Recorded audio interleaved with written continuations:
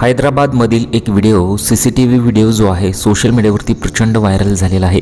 2026मध्ये कोणालाही मदत करू नका अशा संतप्त प्रतिक्रिया या व्हिडिओनंतर आलेल्या आहेत। आता या व्हायरल व्हिडिओमध्ये काय झालेलं आहे ते नक्की पहा। सोशल मीडियावरती व्हायरल झालेल्या व्हिडिओनंतर अनेक स्तरातून संताप व्यक्त केला जात आहे।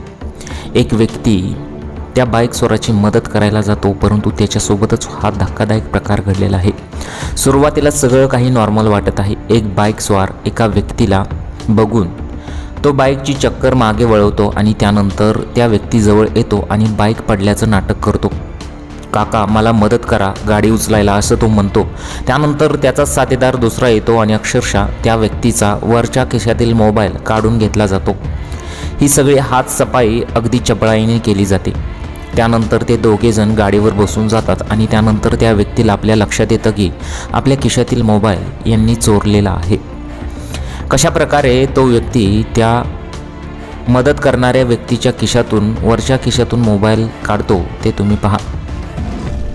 अगदी त्याने चपळाईने इथं त्या व्यक्तीचा मोबाईल चोरलेला आहे आणि हाच व्हिडिओ अक्षरशः सोशल मीडियावरती प्रचंड व्हायरल झालेला आहे आणि अनेक स्तरातून संताप व्यक्त केलेला आहे। अशा लोकांमुळे आता लोक मदत करायची सोडून देतील अशाच संतप्त प्रतिक्रिया येत आहेत। तर काहींनी म्हटलेलं आहे की 2026मध्ये कोणालाच मदत करू नका अशा संतप्त प्रतिक्रिया बऱ्याच युजरांनी केलेल्या आहेत, कारण की लोक आता पहिल्यासारखे राहिलेले नाहीत, कुठल्याही थराला जाऊ शकतात अशा प्रतिक्रिया आलेल्या आहेत।